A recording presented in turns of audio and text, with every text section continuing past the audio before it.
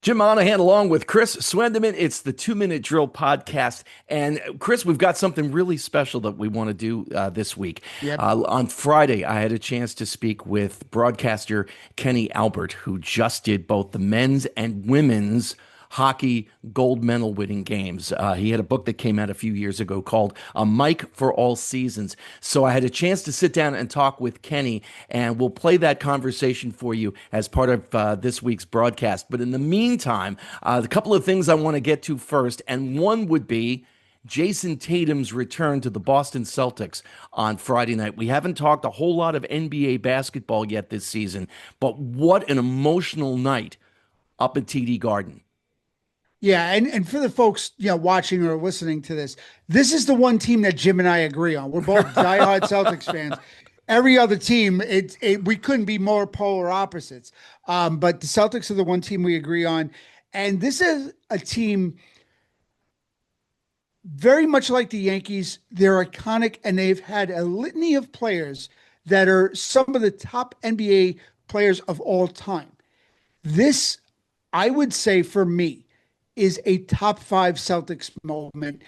Listening to that crowd as Tatum walked, and the coverage of it was spectacular. Tatum walking out from the locker room, his hand held high, him coming out, and the roar of the crowd going absolutely insane for him to make his comeback well before anybody thought these were people saying the Celtics were in a rebuilding year.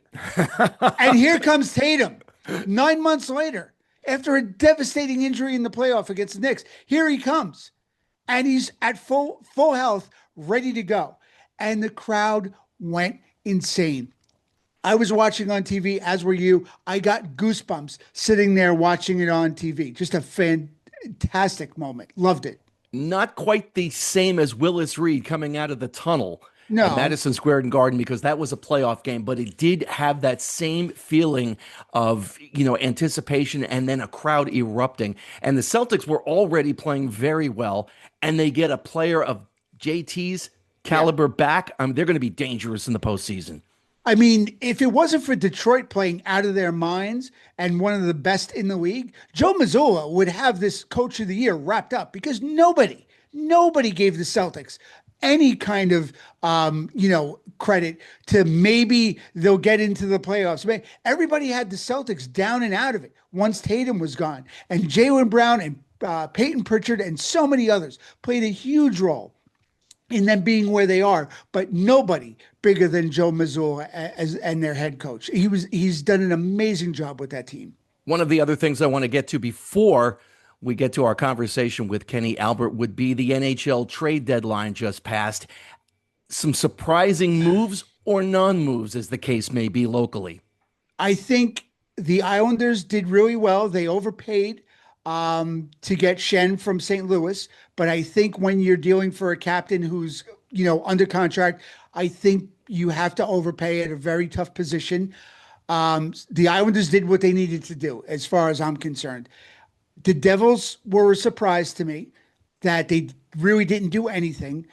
And the Rangers, while a bunch of people, I've read online, killing Chris Drury for not dealing Vincent Trocheck.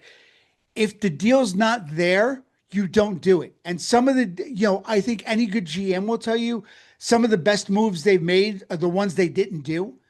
And I think when you have an asset, and Trocheck, his value coming off, the gold medal game with Team US and the penalty kill that he did during those series, it was phenomenal.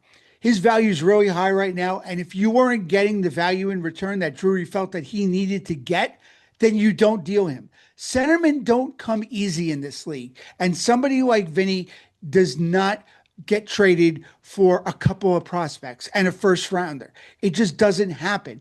And he's under contract. So you can't just deal him to deal him. So I think Drury did the smart thing and held on to him. And you know what? You see, maybe before the draft or into next year, or maybe you just don't deal him and figure out another way to retool, as they've said. So with that, let's stay in hockey and segue to my interview, our conversation with Kenny Albert.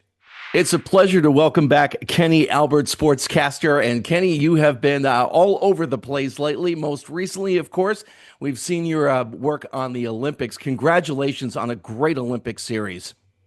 Thanks, Jim. Really appreciate it. Great to be with you again. Um, One of the things that stood out for me was the teamwork of you guys. In particular, Mike Tirico, I thought really did an amazing job. As he usually does on any event that he works. I thought Mike was great. He was at the Super Bowl 2 weeks prior, flew to Milan right after, and did his usual tremendous job. But my partners, Eddie Olczyk, Brian Boucher, Catherine Tappan was our sideline reporter and handled all the interviews. I thought everybody really stepped up. I thought Eddie and Bouch, I've worked with them for a long time. I thought they both were at the top of their game. Catherine did a tremendous job. Mike was there with us as well. So it was certainly an event that we'll all remember for a long time. You've done multiple Olympic gold medal games before, Kenny. What stood out this year? Well, I have been lucky enough to be involved in five gold medal games prior to this year, three on the women's side, two on the men's side. First of all, the fact that the NHL players were back. They had not gone to Pyeongchang in 2018 or Beijing in 2022. And the fact that it was the U.S. and Canada just made it feel so much bigger.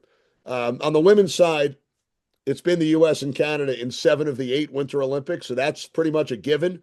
If one of those teams isn't there, it's a huge upset, like it was in 2006 when the United States lost to Sweden in the semis. But the women's game was tremendous. They have such a great rivalry. Canada led the game for almost the entire second and third periods, and the U.S. tied it late, won the game in overtime on the brilliant goal scored by Megan Keller. And then 3 days later on the men's side, one of the best hockey games, if not the best, that I've ever seen in person. Two teams playing at the highest level. Brian Boucher mentioned during the first period it was the fastest game he has ever seen from ice level. And, for the United States to pull it out, Connor Hellebuck was unbelievable in goal. And then Jack Hughes scores the game winner in overtime.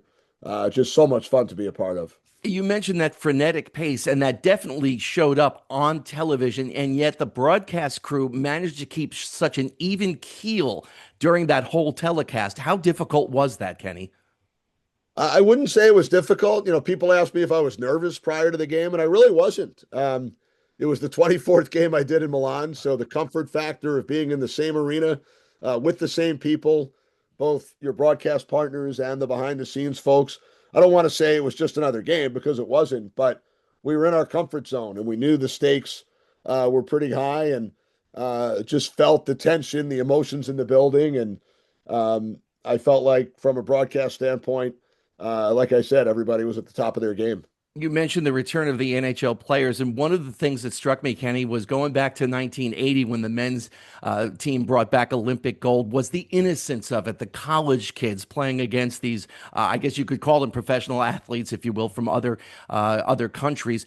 But the innocence, I thought, returned when we saw Jack Hughes and the toothless grin. Absolutely. 1980 was a little different because it was amateurs. They were heavy underdogs to the Soviet Union. In this game, in Milan, the teams were even. The U.S. and Canada had gone to overtime in the Four Nations last year. Canada won that game. The United States won this one. But you're right. I mean, you could sense how important it was to all the players on both sides. And, how about that stretch for Jack Hughes? Loses the teeth with about 7 minutes left on the high stick from Sam Bennett. Takes a penalty. About 3 minutes later, he could have been the GOAT and not in a good way. And then he winds up scoring the goal in overtime. Just an unbelievable sequence for Jack Hughes. I know your phone blew up with texts after the Olympic series. What was the most surprising text you got? People are so nice, Jim. People that I know well, that I know a little bit. But I also heard from people that didn't have my number, some people that I've never met.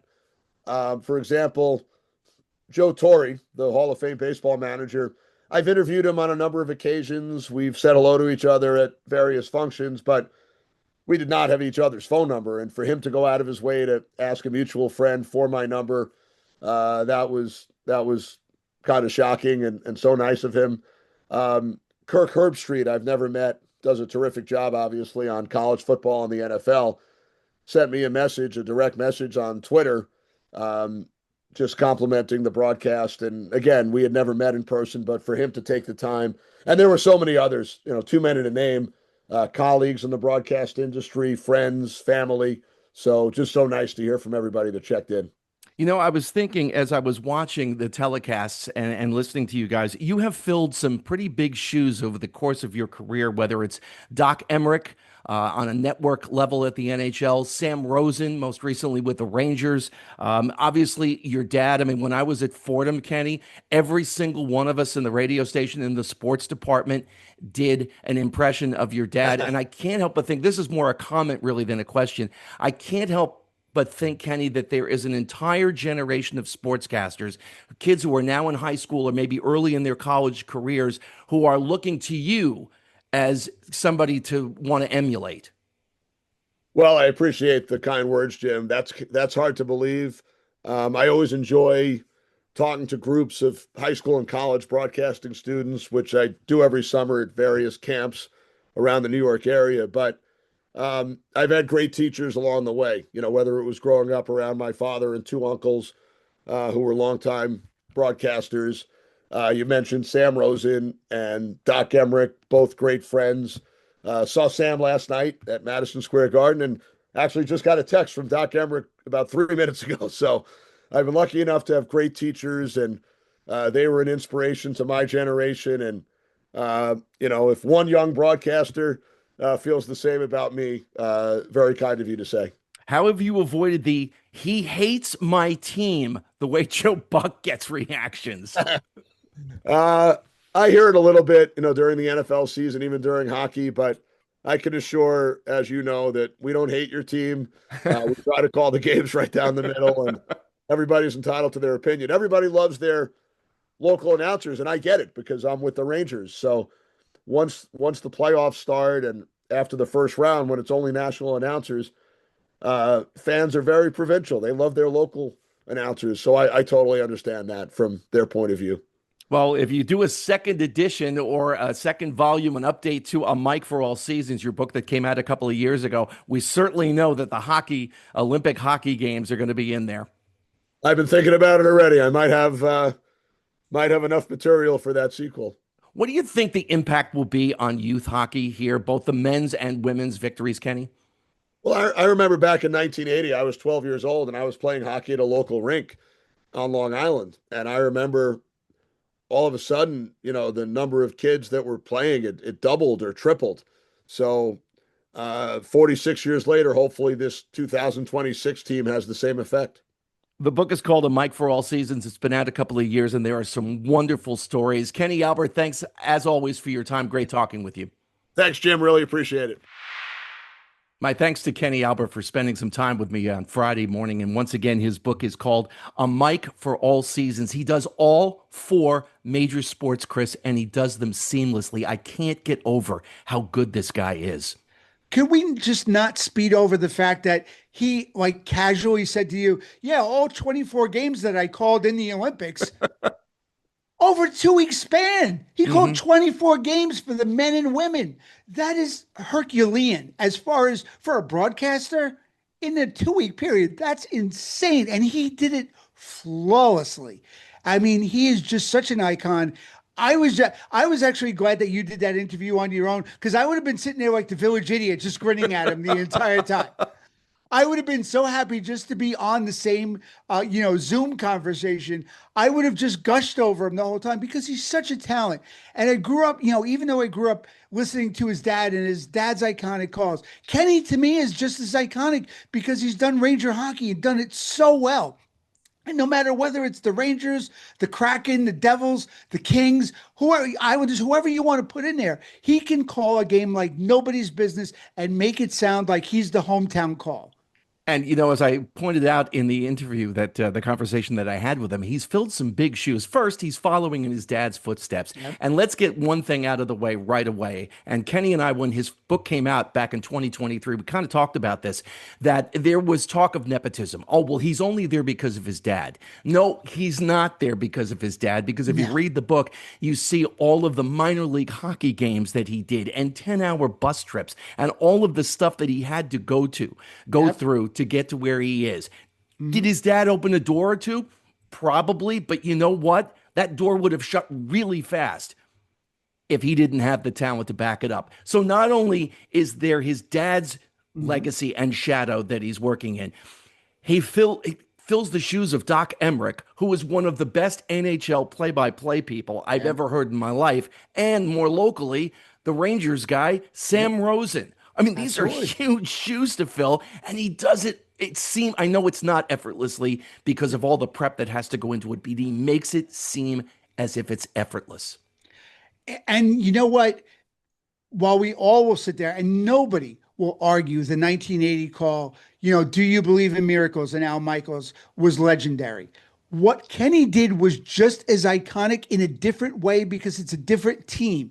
But Kenny's calls during these series, which were amazing and epic in their own right, he did it flawlessly. And again, like you said, it's a lot of prep that people don't see, but man, he made it sound so much fun and just gave you goosebumps listening to that as he called Team USA winning the gold the first time in 46 years. Unbelievable. Yeah, you referenced Al Michaels' incredible call of that win in Lake Placid. And then you have staying with hockey and the Mhm. Rangers, you have Howie Rose, Mateau, Mateau, Yeah. Mateau, and every Ranger fan knows that call. Oh, absolutely. Every single one of them. Kenny just does an amazing job. And I thought his call of Megan Keller's goal in the Yep. women's game was so amazing. And then afterwards, he let the moment breathe. He called Yep. the goal and then got out of the way and just let the camera do the work and the building exploding as well. Yeah, and that's what a good broadcaster does. They give you the play and just sit back. And he did it flawlessly. Again, he just let the moment happen. He didn't have to add to it. All he did was call it what he knows everybody's watching and could see it and just got out of the way and just let everybody just feel the moment. And that's what an amazing broadcaster does, but it's not as easy as people think. And he's part of a group of broadcasters. They're all roughly around the same age. Kevin Burkhardt, Hmm. Jersey guy, Yep. right? Bob Papa with the Giants, Jersey guy. The list goes on. You've got Don LaGreca, who I Yep. believe is a Jersey guy. He Kenny is is. actually living in Bergen County now. He's originally from New York City, but you get all of these guys. Mike Breen, all right, he's from Long Island. We won't hold that against him. But you have this group of broadcasters of that same Right. generation, give or take a few years, and this generation, Yes. they're Marv Albert, they're Doc Hmm. Emmerich, they're Sam Rosen. There are kids, as I mentioned to Kenny, in high school and college now who are listening to them and going, I want to do that. That's what I want to do. Absolutely. Me growing up, loving hockey as much as I do. I mean, you know how passionate I am about the sport. I played it, I lived it, lived and breathed it. And I grew up on Sam and JD, Sam Rose and John Davidson. They were my guys growing up. And how many times I could tell you, I wanted to be Sam Rosen and I'd be watching a Ranger game. It's a power play goal. That was Sam. That was the call. That was his thing. And you know how many times I've said that just because I love Sam Rosen and wanted to emulate him and JD growing up. And, JD was the same way. Oh, baby. When, there would be a great play and it was so much fun to listen to. That's what you hold on to. And, hopefully the next generation of hockey fans and maybe would be broadcasters are listening to Kenny and emulating him because they really should. And again, Kenny's book is called A Mic for All Seasons. There are wonderful stories in it. I highly recommend it, and you can check that out. And my thanks again to Kenny for joining me on Friday so that we could get him into this week's edition of the 2 Minute Drill. And that wraps things up. You know what we say. If you like what we do, tell a friend. If you hate us, tell an enemy. Just please tell somebody. Pump those Anybody. algorithms up. And Swendeman, we will Exactly. talk next week. You got it, Jim. Have a good one.